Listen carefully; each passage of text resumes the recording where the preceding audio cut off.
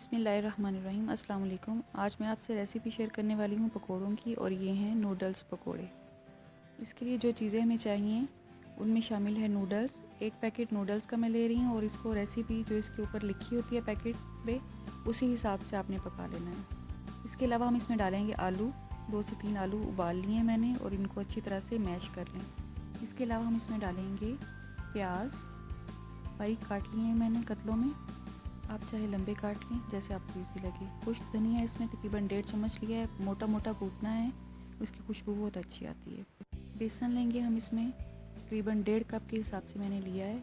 कसूरी मेथी है 1.5 चम्मच, इसकी भी बहुत अच्छी खुशबू आती है पकौड़ों में।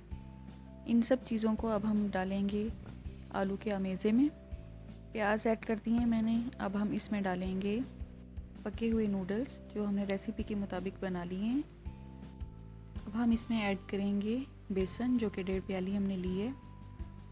अपनी पसंद के हिसाब से इसमें नमक डालें। मैंने तकरीबन 1 चम्मच लिया है छोटा, क्योंकि नूडल्स में ऑलरेडी नमक है। सुरख मिर्च है 1 चम्मच लिया है मैंने, आप अपनी पसंद के हिसाब से ले सकते हैं। इनको मिक्स करने के बाद तकरीबन 1/4 कप मैंने पानी लिया है। अगर ज़रूरत हो तो डालें, उसी हिसाब से डालें जितनी ज़रूरत है। इसकी कंसिस्टेंसी कुछ इस किस्म की होनी चाहिए।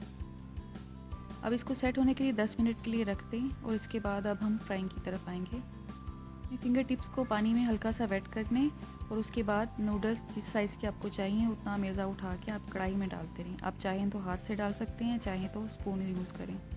जब एक तरफ से अच्छा सा कलर आ जाए आपकी पसंद के मुताबिक, तो उसको टर्न करके दूसरी तरफ से भी अच्छा सा कलर दे दें, और इसको किसी न्यूज़पेपर पे, पेपर टॉवल पे या टिश्यू पे निकाल लें, ताकि इसका एक्स्ट्रा ऑयल इसमें जज़ब हो जाए। इसको आप किसी भी चटनी के साथ सर्व कर सकते हैं, ये बहुत टेस्टी लगते हैं। आप ज़रूर ट्राई कीजिएगा। चाहे आप इसको इमली की चटनी के साथ पेश करें, चाहे आपको दही के साथ अच्छी लगती है तो उसके साथ पेश करें, और इन पकौड़ों को टेस्टी सी चाय के साथ सर्व करें।